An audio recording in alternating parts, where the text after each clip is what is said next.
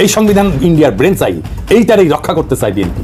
India Awami লীগের BNP এই সংবিধান ছুঁড়ে ফেলতে হবে। বাংলাদেশের রাজনীতির এই মুহূর্তের সবচেয়ে গরম এবং তাজা খবর হলো বিএনপির সঙ্গে ভারতের একটি সুসম্পর্ক স্থাপন হয়ে গিয়েছে এবং ভারত নাকি বিএনপিকে গ্রিন সিগন্যাল দিয়েছে।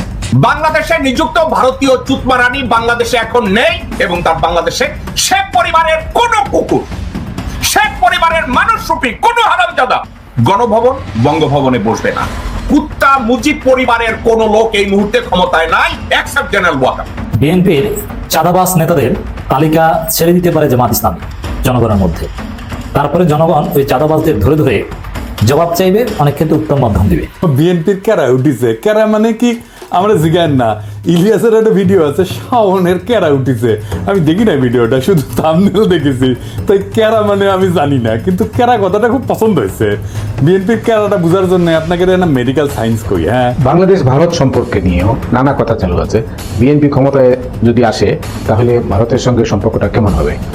আমরা সবসময় আপনার বিদেশি দেশের সঙ্গে আপনার বন্ধুসুলভ।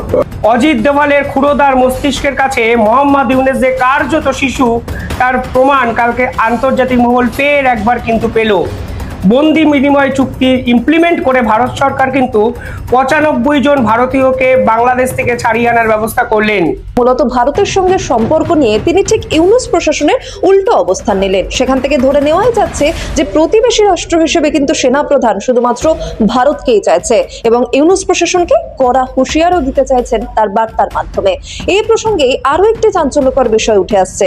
এবার কিন্তু তৎপরতার সঙ্গে শেখ হাসিনাকে ফেরত চাইছে বাংলাদেশ। সেখানে রাজপথে আমরা যে কখন আবার দেখি যে আসলেই মানে এই অন্তর্বর্তী সরকারের পতনের জন্য মানুষ রাস্তায় নেমে যেতে পারে, কারণ এমনিতেই দেশের অবস্থা ভালো না।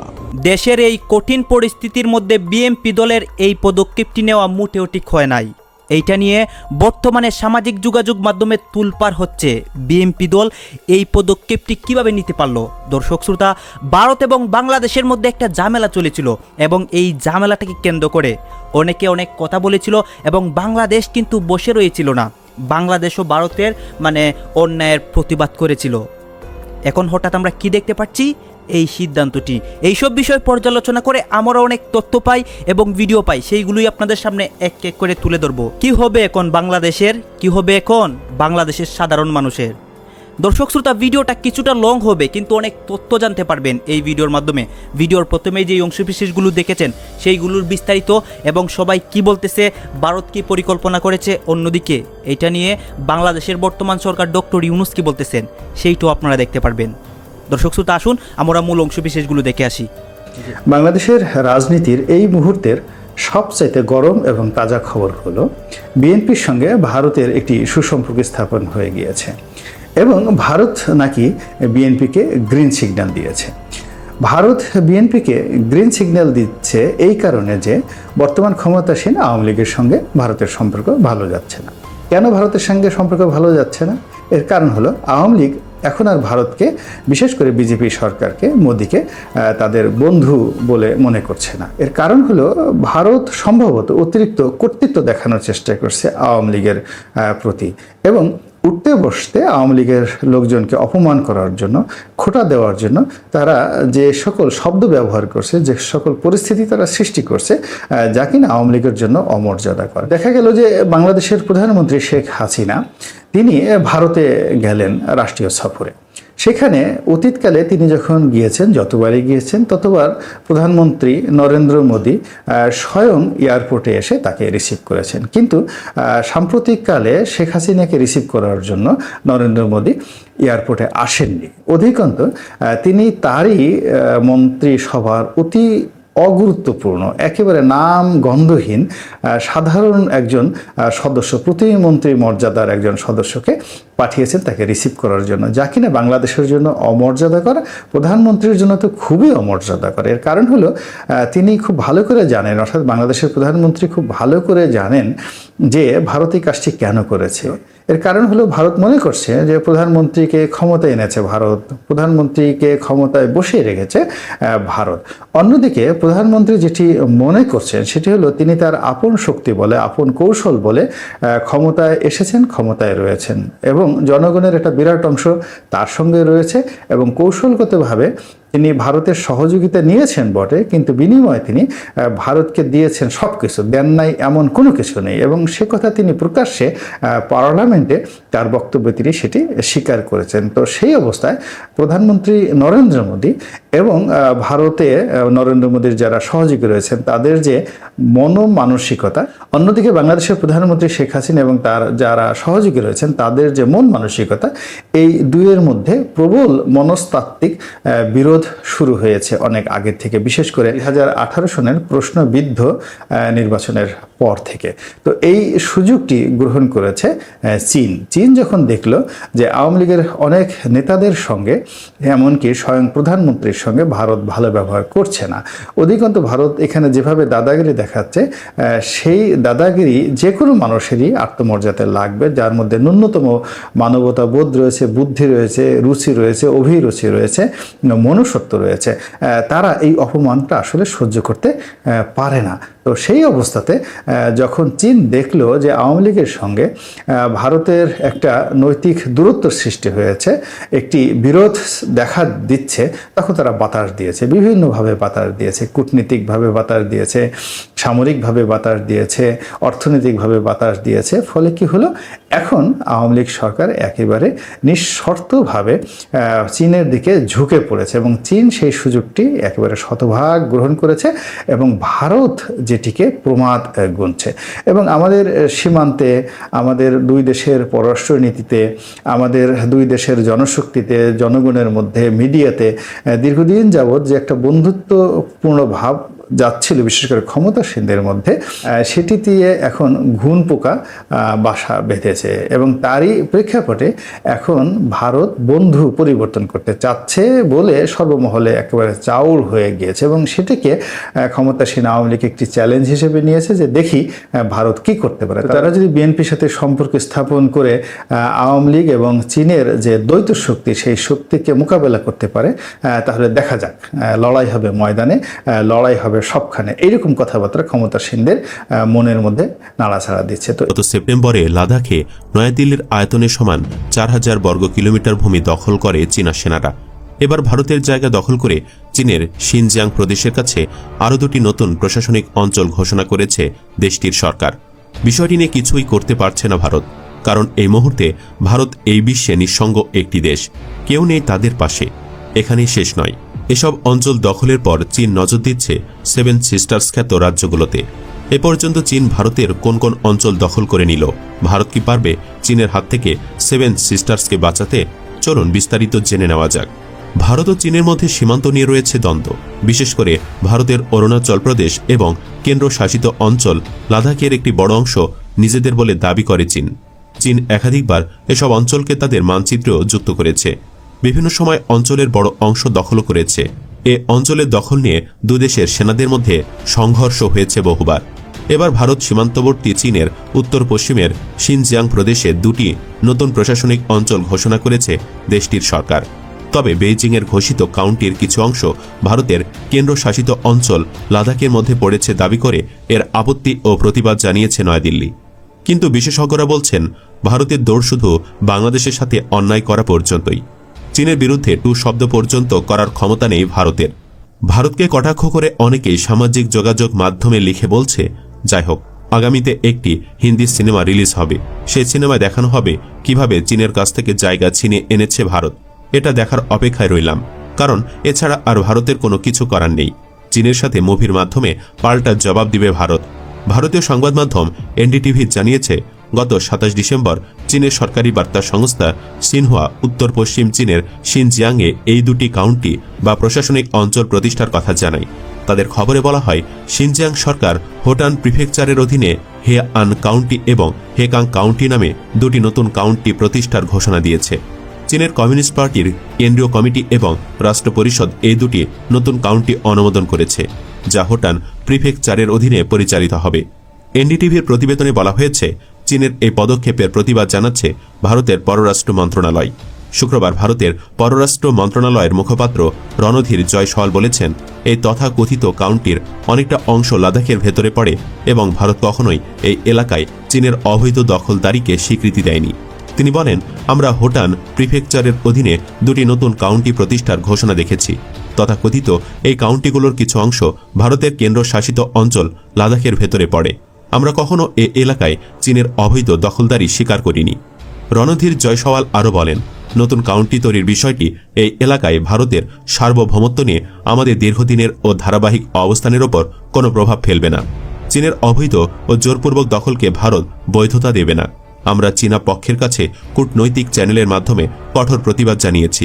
সম্প্রতি দীর্ঘদিনের আলোচনার পরে ভারত ও চীনের মধ্যে একটি সীমান্ত জটিলতার সমাধান হয়।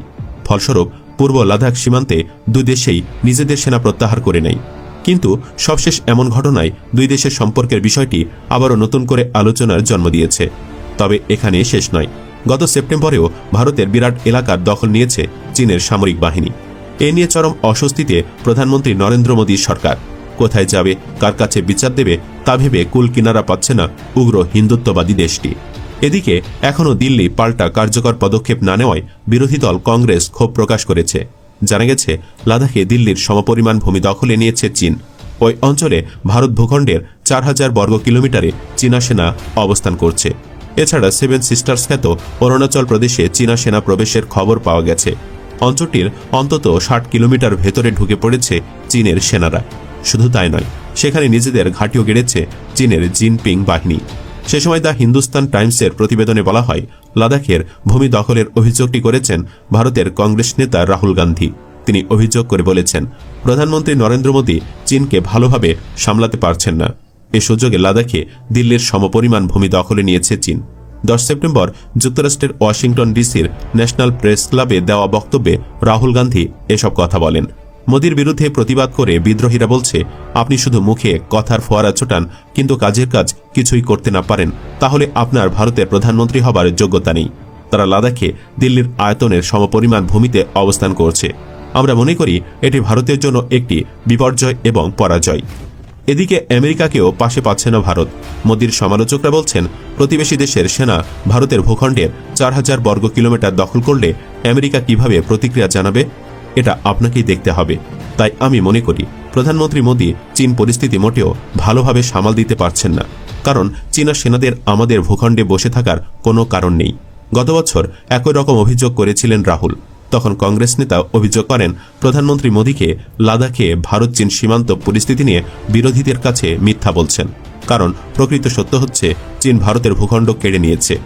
অপরদিকে অরুণাচলের স্থানীয় সংবাদ মাধ্যম অরুণাচল 24 ও নিউজি ফায়ার প্রতিবেদনে বলা হয়, চীনের পিপলস লিবারেশন আর্মি তথা PLA সেনারা অরুণাচলের অন্তত 60 কিলোমিটার ভেতরে অনুপ্রবেশ করেছে। এ সময় তারা আনজাউ জেলার কাপাপুতে একটি ক্যাম্পও স্থাপন করে। সেখানে কাঠে আগুন ধরানো, পাথরের গায়ে রং ব্যবহার করে লেখা চীনের নাম এবং চীনা খাদ্য সামগ্রীর ছবি দেখে বোঝা যায় আনুমানিক 1 সপ্তাহ আগে চীনা সেনারা সেখানে ঘাঁটি স্থাপন করেছিল। গণমাধ্যমে প্রকাশিত ছবিতে দেখা যায়, চীনা সেনারা প্রবেশের পর পাথরের গায়ে চলতি বছরের চিহ্ন এঁকে দেয়, যা সাধারণত ভারতের কোনো অঞ্চল দখলের পর তা নিজেদের দাবি করার কৌশল হিসাবে ব্যবহার করা হয়ে থাকে। খবরে বলা হয়, দুই দেশকে বিভক্তকারী ম্যাকমোহন লাইনের হাদিগ্রা পাসের কাছে কাপাপুতে ইন্দো তিব্বত বর্ডার পুলিশের একটি ক্যাম্প রয়েছে। আর আনজাও জেলার নিকটতম প্রশাসনিক এলাকা চাগলাগাম ম্যাকমোহন লাইন থেকে প্রায় 90 কিলোমিটার দূরে অবস্থিত। এছাড়া চাগলাগাম থেকে প্রায় 80 কিলোমিটার দূরে পার্বত্য এলাকায় গ্লাইতাকরু পাসের অবস্থান। প্রসঙ্গত, লাদাখ ভারতের একটি কেন্দ্রশাসিত অঞ্চল। এই অঞ্চলের উত্তরে কুনলুন পর্বতশ্রেণী এবং দক্ষিণে হিমালয় দ্বারা বেষ্টিত। 1947 সাল থেকে এই অঞ্চলটি ভারত, পাকিস্তান ও চীনের মধ্যে বিরোধের বিষয় হয়ে দাঁড়িয়েছে। অপরদিকে চীনের তিব্বতের সাথে অরুণাচল প্রদেশের 1129 কিলোমিটার দীর্ঘ আন্তর্জাতিক সীমানা রয়েছে। প্রদেশটি উত্তর পূর্ব ভারতের একটি স্থলবেষ্টিত রাজ্য। এর দক্ষিণে ভারতের অঙ্গরাজ্য আসাম, পশ্চিমে ভুটান, উত্তর ও উত্তর পূর্বে চীন ও পূর্বে মিয়ানমার। 1913 সাল থেকেই উত্তরে তিব্বতের সীমান্ত নিয়ে বিবাদ রয়েছে। 1947 সালে চীন প্রায় সম্পূর্ণ অরুণাচল প্রদেশের ওপর কর্তৃত্ব দাবি করে। 1959 ও 1962 সালের মধ্যবর্তী সময়ে চীনা সেনারা বেশ কয়েকবার ম্যাকমোহন রেখা অতিক্রম করে এবং সাময়িকভাবে ভারতের সীমান্ত ঘাঁটিগুলো দখল করে। 1962 সালে চীন অরুণাচল প্রদেশ থেকে সরে যায়। এরপর বহুবার সীমান্ত বিবাদটির সমাধানের চেষ্টা করা হলেও এখনও কোনো সমঝোতা হয়নি। এসব অঞ্চল ভারতের আরও বেশ কিছু অঞ্চলের ওপর নজর রাখছে চীনা সেনারা। এর মধ্যে একটি হচ্ছে সেভেন সিস্টার্স। কারণ সম্প্রতি বাংলাদেশ ভারত সম্পর্ক তলানিতে ঠেকায় ভারতীয় নেতারা বাংলাদেশের বিরুদ্ধে যুদ্ধের ডাক দেয়। কোনো কারণে যদি বাংলাদেশ ভারতের সাথে যুদ্ধে লিপ্ত হয় তাহলে মুহূর্তেই চিকেন নেক খ্যাত শিলিগুড়ি করিডর দখল করে নিবে চীন। মোহাম্মদ ইউনূস যে কার্যত শিশু, তার প্রমাণ কালকে আন্তর্জাতিক মহল ফের একবার কিন্তু পেল। বন্দি বিনিময় চুক্তি ইমপ্লিমেন্ট করে ভারত সরকার কিন্তু 95 জন ভারতীয়কে বাংলাদেশ থেকে ছাড়িয়ে আনার ব্যবস্থা করলেন এবং কালকে 5ই জানুয়ারি এই দুই দেশের মধ্যে যে বন্দি বিনিময় চুক্তি আছে সেই চুক্তি মেনে বঙ্গোপসাগরের উপর যে আন্তর্জাতিক জলসীমা আছে ঠিক সেখানে কিন্তু এই দুই দেশের বন্দিকে একে অপরের হাতে তুলে দেওয়া হবে। এবার কেন আমি অজিত দোভালের মাস্টারস্ট্রোক বললাম, দেখুন শেখ হাসিনা যখন বাংলাদেশের মসনদে ছিল তখন কিন্তু ভারত এবং বাংলাদেশের মধ্যে এই ধরনের দ্বৈরথ দেখা যায়নি। আপনারা জানেন কাঁটাতার দেওয়ার সময় অনেক মানুষ ভুল করে বাংলাদেশ সীমান্তে ঢুকে যায়, কিংবা বাংলাদেশের বিজেপির সদস্য কিংবা সাধারণ মানুষও কিন্তু কিছু ক্ষেত্রে ভারতের সীমানা অতিক্রম করে ফেলে। কিভাবে একে অপরের দেশে সেই মানুষগুলোকে তখন ফিরিয়ে দেওয়া হতো? তখন সাধারণত দুই দেশের মধ্যে একটি ফ্ল্যাগ মিটিং হতো এবং একে অপরের সঙ্গে এই চুক্তি করত যে এই পুরো বিষয়টা এখানেই শেষ হবে এবং কোনোভাবে যেন পরবর্তীকালে এই ধরনের মানুষ কোনোভাবে স্থলসীমা কিংবা জলসীমা যেন অতিক্রান্ত না করে। কিন্তু বাংলাদেশ সরকার এক্ষেত্রে প্রতিহিংসা পরায়ণ রাজনীতির আশ্রয় নিয়ে সম্পূর্ণ একটা উল্টো চাল চেলে বসেছিলেন। শেখ হাসিনা ভারতে আসেন আগস্টের 5 তারিখ।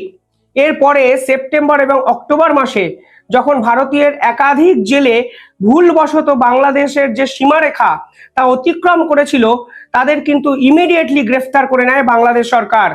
শুধু গ্রেফতার করে নেয়নি, তারা ভারতকে কোনো ইন্টিমেশনও দেয়নি। উল্টে কি করেছিল জানেন? এদের বিরুদ্ধে বিভিন্ন মামলা রুজু করা হয়েছিল। এবার আপনি ভাবুন, এরা কিন্তু পেশায় মৎস্যজীবী, এদের মধ্যে কিন্তু কোনো দেশবিরোধী চক্রান্ত নেই, বাংলাদেশকে ক্ষতি করার প্রবণতা নেই। অর্থাৎ ভুলবশত শুধুমাত্র জলসীমা অতিক্রম করে গেছে বলে এদেরকে বাংলাদেশের একাধিক কোর্টে চালান করা হয়েছে। এবং আরো উল্লেখযোগ্য বিষয় কি জানেন? এদের বিরুদ্ধে 1893 সালের যে সামুদ্রিক আইন আছে সেই আইনের 22 ধারা অনুযায়ী এদের বিরুদ্ধে কেস দেওয়া হয়েছিল এবং কেস দিয়ে এদেরকে দিনের পর দিন জেলে আটকে রাখা হয়েছিল। এবার আপনি ভাবুন, 1893 সালের একটা আইন যা কার্যত দুই দেশের আইনজ্ঞরাই ভুলে গেছিলেন, সেই আইন কিন্তু বাংলাদেশ সরকার ফিরিয়ে এনে 22 ধারা অনুযায়ী এদেরকে জেলে ঢুকিয়ে রাখার বন্দোবস্ত করেছিলেন শুধুমাত্র প্রতিহিংসা পরায়ণ রাজনীতি করার জন্য। ভারত সরকার একাধিক ক্ষেত্রে এদের কাছে অনুরোধ জানিয়েছিল বাংলাদেশের কাছে যে এদেরকে ছেড়ে দিন, এরা তো পেশায় মৎস্যজীবী, এদেরকে যদি দিনের পর দিন জেলখানায় এরকম বন্ধ রাখেন বা বন্দি দশায় এদেরকে কাটাতে বাধ্য করেন তাহলে তো এদের জীবিকার একটা বড় প্রশ্নচিহ্ন উঠে যাবে। আর এরা করেছেটা কি? না আপনাদের দেশে কোনো সন্ত্রাসবাদী আক্রমণ চালাতে গেছে, না আপনাদের দেশের বিরুদ্ধে কোনো ষড়যন্ত্র করেছে, এমন কিছু করেনি যাতে বাংলাদেশ সরকার ভীত সন্ত্রস্ত হয়ে এদেরকে আতঙ্কবাদী একটা সাজিয়ে জেলখানায় ভরে দেবেন এবং ভারত সরকার তা মেনে নেবেন, তা কিন্তু কোনোভাবেই হতে পারে না। উল্টে ভারত সরকার একাধিক ক্ষেত্রে বলেছে আপনারা জেল থেকে যাদেরকে ছেড়ে দিচ্ছেন তারা উল্টে ভারতের বিপক্ষে কথা বলে ভারতের 7 সিস্টার্স এবং শিলিগুড়ি করিডরকে অশান্ত করার চেষ্টা করছেন, অথচ আপনারা বিনা কোনো অপরাধে এই সকল ভারতীয়দের দিনের পর দিন জেলখানায় বন্দি করে রেখেছেন। সেপ্টেম্বর এবং অক্টোবর মাসে এই টোটাল পুরো ঘটনাটা ঘটে। সংখ্যাটা কত শুনবেন? সংখ্যাটা হলো 95 জন ভারতীয় মৎস্যজীবীকে আটক করে বাংলাদেশ সরকার শেষ 2 মাসে। কারণ একটাই, এরা নাকি ভুলবশত বাংলাদেশের জলসীমা যে আন্তর্জাতিক জলসীমা তার খুব ক্লোজ চলে যায়, কিছু ক্ষেত্রে অতিক্রম করে ফেলে। এবার ভারত সরকার কি করে? যখন ভারত সরকার এই পুরো বিষয়টা ডিপ্লোম্যাটিক ওয়েতে ডিল করতে পারে না তখন ভারত সরকার কিন্তু কাঁটা দিয়ে কাঁটাটা তোলে। অর্থাৎ বাংলাদেশের 2টো ট্রলারকে আটক করে যারা আবার ভারতের জলসীমা অতিক্রম করেছিল বা জলসীমা ছুঁয়ে ফেলেছিল। এই 2টো ট্রলার হলো MV মেঘনা এবং MV লায়লা। এই 2টো ট্রলারে 78 জন বাংলাদেশি নাগরিক ছিলেন যারা ভুলবশত ভারতে ঢুকে পড়েছিলেন। কিছু ক্ষেত্রে দেখা যায় এদেরকে কিছু ভেরিফিকেশন করে বাংলাদেশের হাতে তুলে দেওয়া হয়েছে অতীতে, কিন্তু এক্ষেত্রে ভারত সরকার কি করেছে? এদেরকে ভারত সরকার এক্ষেত্রে কোনো জেলে ঢোকায়নি, ওই 2টো ট্রলারকে আটক করে ওই আন্তর্জাতিক জলসীমাতেই ভারতের সীমান্তে আটকে রেখে দিয়েছে। পাশাপাশি ভারতের সীমান্তে আরো একটি ট্রলার ডুবে যায়, বাংলাদেশের ট্রলার যেটা আবার ভুল করে ঢুকে গেছিল, সেই ট্রলারে 12 জন বাংলাদেশি নাগরিক ছিল। অর্থাৎ সব মিলিয়ে 90 জন বাংলাদেশি নাগরিককে পাল্টা গ্রেফতার করে ভারত সরকার। কিন্তু এদের বিরুদ্ধে কিন্তু কোনো ধারায় মামলা দেওয়া হয়নি। পার্থক্যটা এখানেই। ইউনূস সরকার ভারতের বিপক্ষে বিভিন্ন চাল চালতে গিয়ে একের পর এক ভুল করে ফেলছেন, যা থেকে রেকটিফিকেশনের পথ তারা খুঁজে পাচ্ছেন না, ফলে ভারতের পাতা ফাঁদে তাদেরকে পা দিতে হচ্ছে। আর ভারত কিন্তু পুরো এই বিষয়টা এমন ভাবে ডিল করলেন যাতে ইউনূস সরকার কিন্তু কার্যত ধরাশায়ী হলেন। এক্ষেত্রে এই 90 জন বাংলাদেশের বিরুদ্ধে তো কোনো কেস দেওয়া হয়নি, উল্টে এদেরকে ওই রকম জাহাজে ট্রলারে দিনের পর দিন অতিথি আপ্যায়ন করে রাখা হয়েছে, এদেরকে খাবার পৌঁছে দেওয়া হয়েছে, এদের পর্যাপ্ত পরিমাণ জল দেওয়া হয়েছে, শারীরিক সুরক্ষার ব্যবস্থা করা হয়েছে। লক্ষ্য একটাই যে তোমরা ভারতীয়দের আগে ছাড়ো, যাদেরকে বিনা অপরাধে, যাদের বিরুদ্ধে মিথ্যা মামলা দিয়ে জেলখানায় ভরে রেখেছো তাদেরকে ছাড়ো, আমরা তারপর তোমাদের 90 জন নাগরিককে ছাড়বো। আর এক্ষেত্রে আমরা বন্দি বিনিময় চুক্তি ইমপ্লিমেন্ট করতে রাজি আছি। অর্থাৎ এই প্রথমবার বাংলাদেশের বিরুদ্ধে এই ধরনের র্যাডিক্যাল ডিপ্লোম্যাটিক মুভ কিন্তু অজিত দোভাল নিলেন, যা নিঃসন্দেহে আন্তর্জাতিক মহলও কিন্তু চমকে গেছিল। শেষ কবে শুনেছেন ভারত এবং বাংলাদেশের মধ্যে এই ধরনের চুক্তি ইমপ্লিমেন্ট করেছে ভারত সরকার? শেষ কবে শুনেছেন সীমানাতে বাংলাদেশ সরকারের যে বাড়াবাড়ি তা থামানোর জন্য ভারত কোনো র্যাডিক্যাল মুভ নিয়েছে? শোনেননি। এই আগ্রাসন যেভাবে ভারত সরকার এবার বাংলাদেশের বিপক্ষে দেখাতে শুরু করেছে তা কিন্তু হুবহু পাকিস্তানের সঙ্গে মিলে যায়। আমি কেন এই কথাটা বললাম তারও কিছু ব্যাখ্যা আমি আপনাদের এরপরেই দিতে শুরু করছি। কিন্তু এবার অজিত দোভাল যে স্টেপটা নিলেন সেই স্টেপে পরিষ্কার উনি বললেন, যাদেরকে তুমি বিনা মামলায়, বিনা অপরাধে, মিথ্যে মামলায় আটকে রেখেছো সেই 95 জন ভারতীয়দের আগে জেল থেকে ছাড়ো, আমরাও তারপর তোমাদের 90 জন নাগরিককে ফিরিয়ে দেব। আর অবশেষে বাংলাদেশ সরকারের কাছে কিছু করার নেই, তারা তাদের মৎস্যজীবীদের ছাড়ানোর জন্য, নাগরিকদের ছাড়ানোর জন্য ভারত সরকারের এই ফাঁদে পাটা দিলেন এবং 5ই জানুয়ারি দুই দেশের নাগরিক দুই দেশে ফিরে যাবেন। এই ঘরের ছেলে ঘরে ফিরে যাওয়ার মতো ব্যাপার প্রথমেই যদি মোহাম্মদ ইউনূস চাইতেন করতে পারতেন, কিন্তু আদতে তিনি এমন এক ভুল পদক্ষেপ নিলেন যার ফলে তিনি এখন বর্তমানে লেজে গোবরে অবস্থার মতো, ছেড়ে দে মা প্রাণে বাঁচি বা কেঁদে বাঁচি, এই ধরনের একটা ভূমিকা কিন্তু তিনি পালন করলেন, যা নিঃসন্দেহে বাংলাদেশের ডিপ্লোম্যাটিক যে পরিসর তা কিন্তু চরমভাবে আঘাতপ্রাপ্ত হলো বলে আমার মনে হয়। পরবর্তীকালে পাকিস্তানের সঙ্গেও কিন্তু কাল ভারতবর্ষ অফিসিয়ালি একাধিক চুক্তি মারফত কাজকর্ম করলো। কি করলো এবং আমি কেনই বা বললাম বাংলাদেশকে এবার পাকিস্তানের মতো ট্রিট করতে শুরু করেছে ভারত সরকার?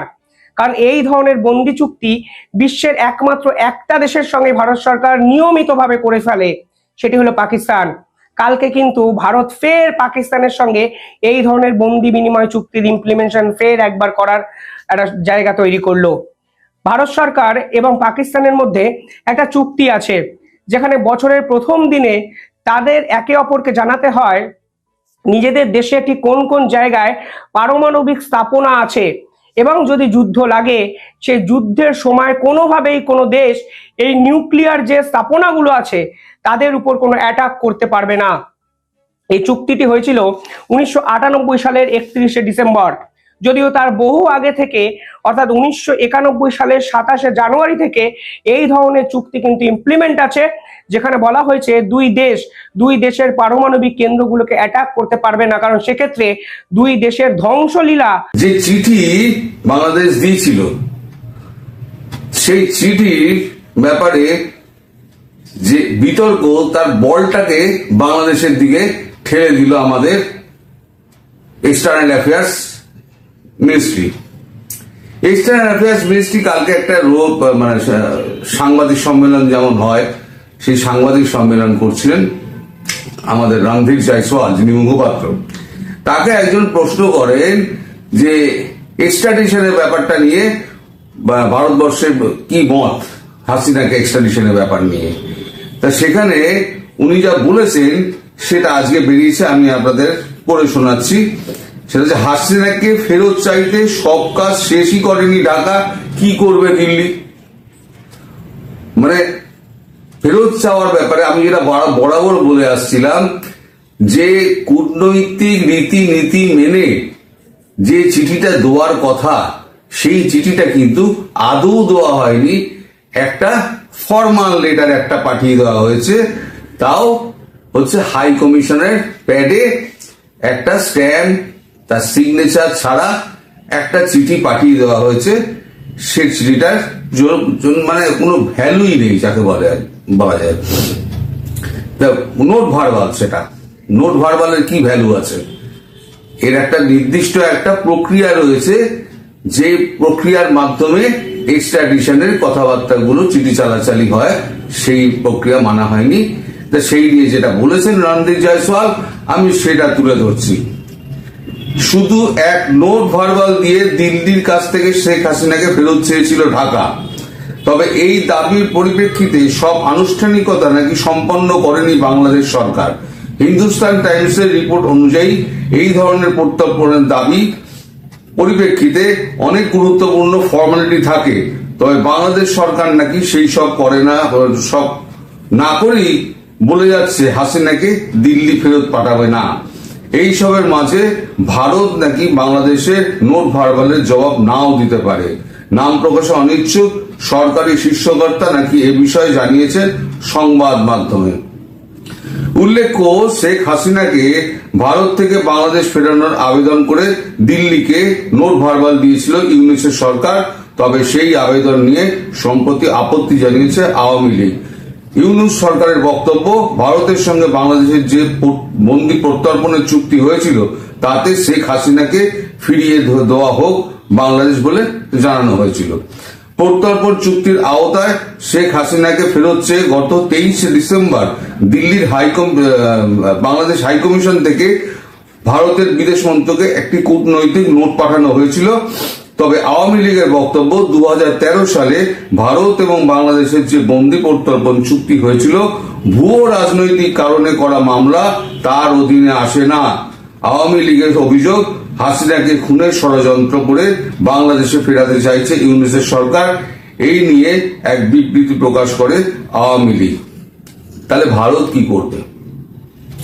এখন ভারতের পক্ষে তো আর এগুলো জানা সম্ভব নয়, তার দেশে কি হচ্ছে না হচ্ছে কোনো সম্ভব নয়। কিন্তু যেটা মানে আনুষ্ঠানিকভাবে যেটা চিঠি দেওয়ার কথা, সেই চিঠিটাই যখন ভারতবর্ষকে দেওয়া হয়নি, তাহলে ভারতবর্ষ কি করতে পারে বলে বলটি ঢাকার কোর্টে ফেলে দিয়েছে যে ভারতে দিল্লির কিছু করার নেই।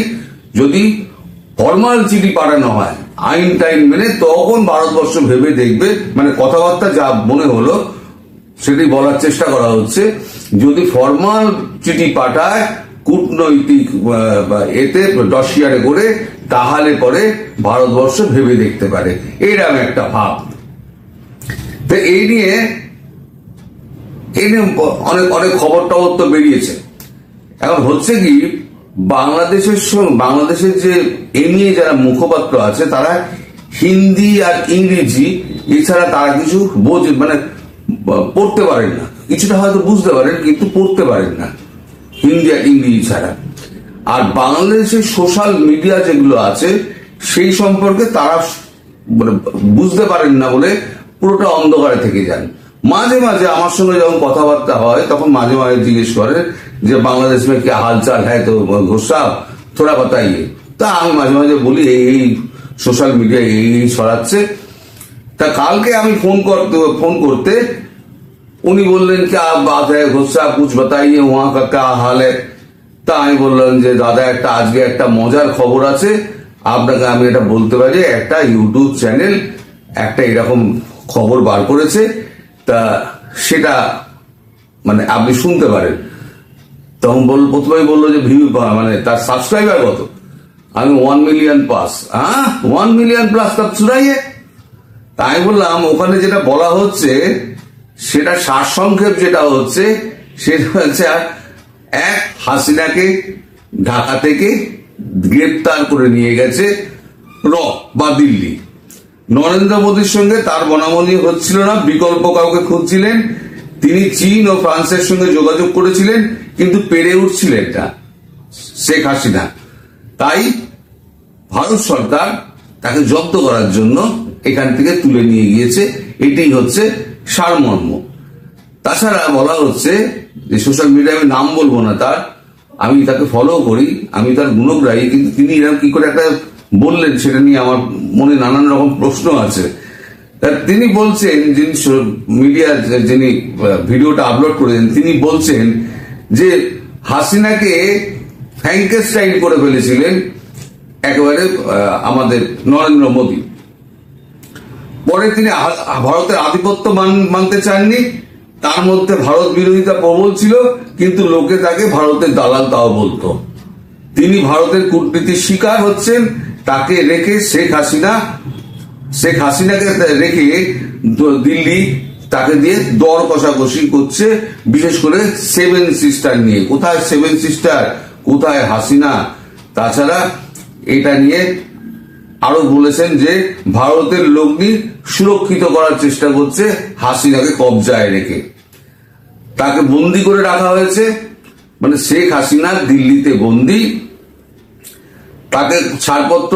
গাইজ আপনারা তো দেখলেন এখানে কি কথা হচ্ছে, অনেকেই কিন্তু অনেক কথা বলতেছে বিএমপিকে নিয়ে কথা হচ্ছে, ভারত বাংলাদেশের ইস্যুটাকে কেন্দ্র করে অনেক কথা হচ্ছে। বিশেষ করে আপনারা জানেন গত কিছুদিন ধরেই এইসব নিয়ে আলোচনা হচ্ছে, সমালোচনা হচ্ছে এবং এইগুলো নিয়ে অনেক নিউজ কিন্তু ভাইরাল হয়েছে। সেইগুলোর কিছু অংশ বিশেষ আপনাদের সামনে তুলে ধরেছি। দর্শক শ্রোতা, এতক্ষণ আপনাদেরকে যা কিছু দেখিয়েছি সব কিছু কিন্তু আমরা সোশ্যাল মিডিয়া থেকে সংগ্রহ করেছি, এইখানে আমাদের নিজস্ব কোনো মন্তব্য নেই। এইসব দেখে আপনাদের কি মনে হচ্ছে এবং আপনাদের মন্তব্য কি, এইটা কিন্তু আপনারা অবশ্যই কমেন্ট বক্সে লিখে যাবেন। এবং আপনাদের কাছে আমার একটা রিকোয়েস্ট থাকবে, আমার চ্যানেলটি সাবস্ক্রাইব করবেন এবং পাশে থাকা বেল আইকনটি অবশ্যই বাজিয়ে দেবেন, যাতে করে নেক্সট ভিডিওটা সবার আগে আপনাদের কাছে পৌঁছায়। ধন্যবাদ।